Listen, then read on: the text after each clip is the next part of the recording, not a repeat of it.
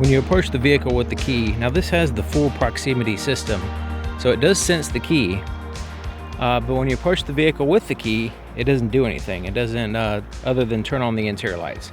But there's no approach lights, no puddle lights or anything like that that help you navigate the ground to get to the vehicle. Now when you hit the unlock button, it does turn the headlights on, the interior lights are on, and the tail lights, which is good. This helps out a lot with safety. When you're sitting still and you want to just completely turn the headlights off with the vehicle running, you can do that with the headlight switch in the off position. But as soon as you put it in drive, the headlights will turn on. So headlight switch is in off position, I put it in drive, then it turns the headlights on. Now I have the parking lights on, and you see these white daytime running lights are now illuminated. They look really cool, nice and sharp LEDs here in the front. It's a pretty distinct look to it. There's also an amber side marker here in the front, red side marker here in the back, so right in here. And the taillights kind of wrap around to the side of the vehicle as well, and they are red. That tag light is quite bright and kind of shines on the ground a little bit, but the taillights are pretty neat looking, have like a C shape to them. And they extend there on the side, which looks pretty cool. The turn signal indicator here in the front is amber in color. And you can see it's kind of right to the right of the actual headlights, right between those daytime running lights. And it's fairly bright. It's not overly bright or anything, but you can see it. The same thing with the turn signal indicator here on the side mirror. It's amber in color, not very bright at all here, but it is visible from the front, the side, and the back. It's a little bit more bright from this direction. And then we do have a fairly bright tail light here. It's amber in color, and it's right there in the center of that C shape. And it's a standard bulb though, so it has that slow fade in and out effect. So the daytime running lights are not bright enough to be mistaken for headlights. So we can go ahead and turn on the low beams here, and we will look at it going down the road. But the low beams are the type of projector system, LED projector system here, that turns when you turn the steering wheel, and we'll look at it. So there it is right there. And it's a single projector for your low and your high beams. And it just kind of moves back and forth when you turn the steering wheel. And there is a reflector fog light, LED reflector fog light here at the bottom.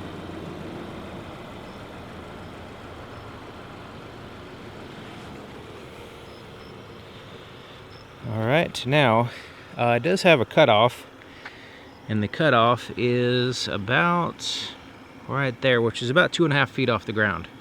So you can see below that it's pretty bright, but above that it's not very bright at all. I mean, it's not blinding me. I can look directly at the lights, no problem. And that's as low as, 2.5, 3 feet, somewhere in there is where the cutoff is. Okay, so now we'll go to the high beams. And you see a difference here, but actually looking at the headlight, the projector basically looks the same.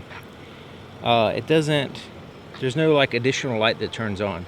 It just refocuses those projectors and in a higher position, and so that way you don't have the cutoff as much anymore, and it gives you additional light, I guess, because it's refocused, but we're not adding any bulbs, so that's something that to consider when we go down the road. Like most vehicles, when you turn the high beams on, the fog lights at the bottom turn off. Here's the light in the cargo area, and it's basically just a single standard halogen bulb here to the left side, and it gives you some light. Now you notice it's not dark right now, because if I waited till it was dark outside, you wouldn't hardly see anything. So all this has casted a shadow from my equipment here.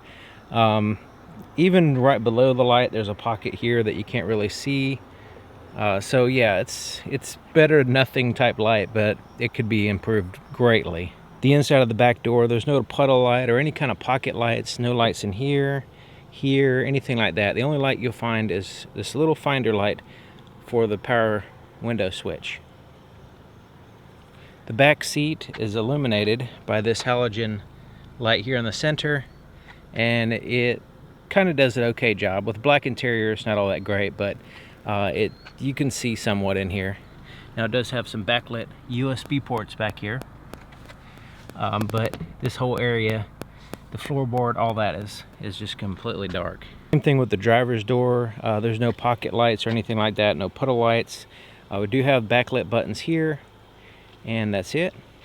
Now the lights here on the front are basically this dome light in the center, and then these two lights here. And so they're not super bright, but they do, here in the front, it's a lot better than the back, I would say.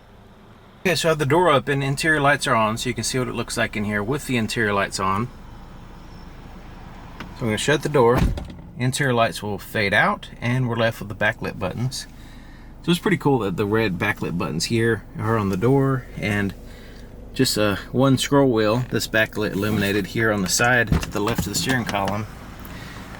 So that's all there is there. Steering wheel is completely backlit, all the little buttons here to the left and the right, which is nice.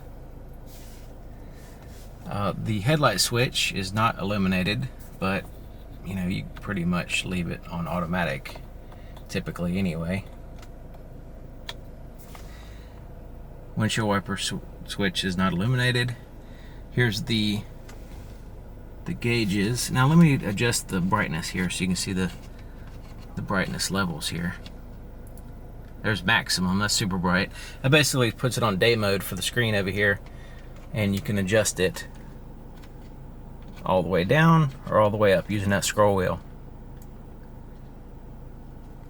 So let's bring it down a little bit. Too bright. There we go. So now we have the night mode for the map. We do have a light under here for the charge area, the wireless charger, and then backlit USB and auxiliary inputs there. And then we do have some backlit buttons here in the center for the heated seats, the shifter positions, and the electronic parking brake. And then once again, turn the interior lights on so you can see there's cup holders there that are not illuminated. 12-volt power supply, not illuminated. And center console, not illuminated. So let me go ahead and shut the door again. So that's what you see when you look in the compartment here without the interior lights on. All right, glove compartment has the dimmest light of all time. But it does have one, so it's only there on the right side, and I can barely see anything, but it technically has one. All right, so up here we have some tap lights. You just tap it, turn it on, here. You can turn have the interior lights not turn on with the door. There's a switch up here which is not illuminated, which you can turn. And then you have the light with the mirror and the visors. And that's, people take that for granted, but some vehicles, modern new vehicles don't have, they started doing away with certain things that people just take for granted, like glove compartment lights and vanity lights, that kind of thing. Here is the cutoff against these trees, so you can see it's not completely straight. We're dealing with two headlights, and so they kind of have to overlap a little bit, so that line has a little bit of a jaggedness to it. Now some of that is intended to be a little bit of a cutoff, a little bit lower cutoff on the oncoming lane traffic. So you can keep that in mind. We'll see that as we're going down the road. We also, as you move forward a little bit, maybe, I don't know, 10 or 15 miles per hour, then you start to get that movement of the headlights when you turn the steering wheel. It kind of has like a dot for each, like a kind of like a little bit of a tiny blind spot for each headlight. So as you turn, you can kind of see that which headlight is moving. You know, it's pretty interesting. It doesn't, the moving headlights, for me, in the roads that I drive on, they don't really make a difference as far as helping out. Cornering lights are better as far as that goes. So maybe you have a different experience, maybe you have a different road or something that makes it more useful. But in my case, I think it seems a little gimmicky, the movement of the headlights. And at first, it may be a little distracting, but you know, you kind of get used to it.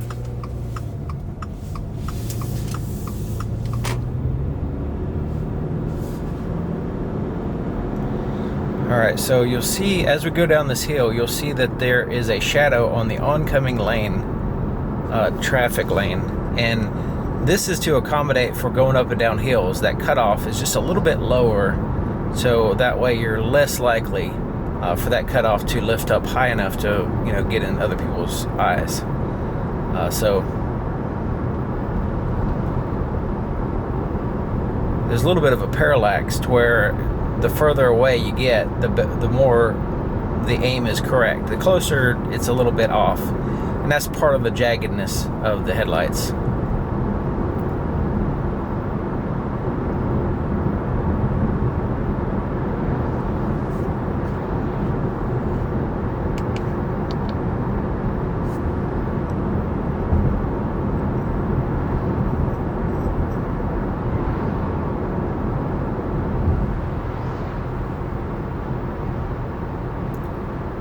So we're still in low beams.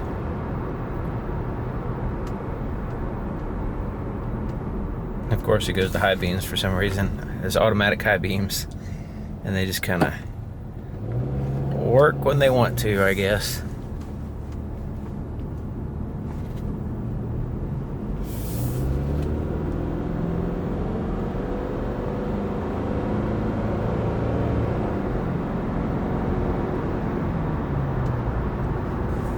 Okay, so now we have the high beams on, and yeah, the high beams are pretty decent. They're not like wowing me or anything, but they are fairly good. See the trees. I think the fact that it's two headlights and it's so evenly lit on the high beams, that's pretty impressive. So the road there's not massive patches on the road, and the distance is okay.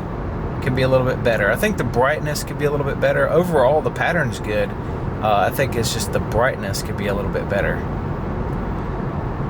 But yeah, I mean, considering you only have two projectors and you're not adding any additional light, I think that's where the issue is with if it had an additional light that turned on to give you a little bit better distance.